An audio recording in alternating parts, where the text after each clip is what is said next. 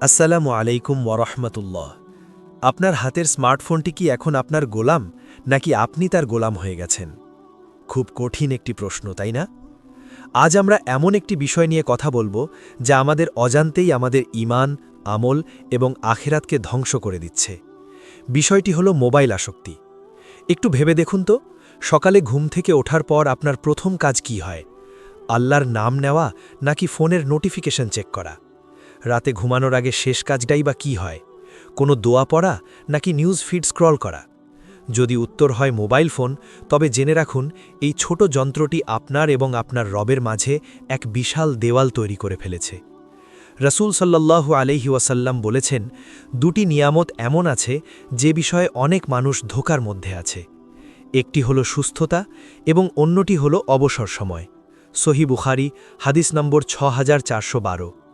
আজ আমাদের অবসর সময় মানেই ইউটিউব, ফেসবুক বা রিলস। আমরা ঘন্টার পর ঘন্টা স্ক্রিনের দিকে তাকিয়ে থাকি, অথচ আমাদের পাশেই হয়তো কোরআন শরীফ পড়ে আছে যার উপর ধুলো জমে গেছে। মোবাইল আসক্তি আমাদের অন্তরের প্রশান্তি কেড়ে নিচ্ছে। এই আসক্তি আমাদের একনিষ্ঠ ইবাদত থেকে দূরে সরিয়ে দিচ্ছে। মোবাইল আসক্তি কিভাবে আমাদের ঈমান ধ্বংস করে তার প্রধান তিনটি কারণ শুনুন। প্রথমত, এটি আমাদের গাফেল বা উদাসীন করে তোলে। আল্লাহ পবিত্র কোরআনে মুমিনদের বৈশিষ্ট্য বর্ণনা করতে গিয়ে বলেছেন, যারা নিজেদের সলাতে বিনয়ী এবং যারা অনর্থক কথাবার্তা ও কাজ থেকে বিরত থাকে। অথচ মোবাইল হাতে নিলে আমরা সময়ের হিসাব ভুলে যাই। জোহরের ওয়াক্ত চলে যায়, আসরের সময় পার হয়ে যায়, কিন্তু আমাদের গেম খেলা বা ভিডিও দেখা শেষ হয় না। সলাতে দাঁড়ালেও মনের ভেতর ফোনের নোটিফিকেশন বা চ্যাটিংয়ের কথা ঘুরপাক খায়।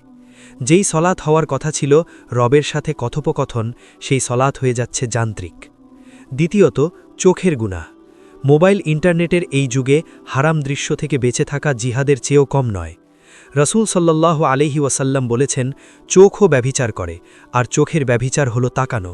সহিহ মুসলিম, হাদিস নম্বর 2657।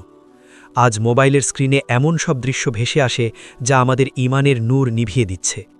আপনি হয়তো ভালো কিছু দেখতে গেলেন, কিন্তু শয়তান আপনাকে হারাম কন্টেন্টের দিকে টেনে নিয়ে গেল। আর বারবার চোখের গুনাহ করতে করতে অন্তরে জং ধরে যায়। তখন আর ইবাদতে মজা পাওয়া যায় না, কোরআন তিলাওয়াতে মন বসে না। তৃতীয়ত, ভার্চুয়াল দুনিয়ার মেকি জীবন। সোশ্যাল মিডিয়াতে আমরা অন্যের সাজানো জীবন দেখে হতাশায় ভুগি। আল্লাহ আপনাকে যা দিয়েছেন তাতে সন্তুষ্টি বা শুকরিয়া আদায়ের পরিবর্তে আমাদের মনে জন্ম নেয় না শুকরি এবং হিংসা। এই মানসিকতাই আমাদের ঈমানের মূল ভিত্তি নড়বড়ে করে দেয়। এখন প্রশ্ন হল, এই ভয়াবহ আসক্তি থেকে বাঁচার উপায় কি? সমাধান খুব কঠিন নয়, প্রয়োজন শুধু আপনার দৃঢ় ইচ্ছাশক্তি। দিনের একটি নির্দিষ্ট সময় ঠিক করুন যখন আপনি ফোন স্পর্শ করবেন না। বিশেষ করে সলাতের সময় ফোনটি দূরে রাখুন অথবা সাইলেন্ট করে রাখুন। যখনই ফোন হাতে নিতে ইচ্ছে করবে তখনই আল্লাহর জিকির করুন। জিহ্বাতে সিক্ত রাখুন সুবহানাল্লাহ, আলহামদুলিল্লাহ পাঠে। রাতে ঘুমানোর অন্তত 1 ঘন্টা আগে ফোনটি বিছানা থেকে দূরে রেখে দিন। ওই সময়টুকু আত্মসমালোচনা করুন। ভাবুন, আজ সারাদিন আমি কি করলাম? কবরের অন্ধকারের জন্য আমি কি প্রস্তুতি নিলাম? আসুন আমরা প্রতিজ্ঞা করি, প্রযুক্তির গোলাম না হয়ে আমরা প্রযুক্তিকে দ্বীনের কাজে ব্যবহার করব। শয়তানের এই ডিজিটাল ফাঁদ থেকে নিজেকে এবং নিজের পরিবারকে রক্ষা করব। আল্লাহ যেন আমাদের সবাইকে হেদায়েত দান করেন এবং আমাদের সময় এবং ঈমানের বরকত দান করেন।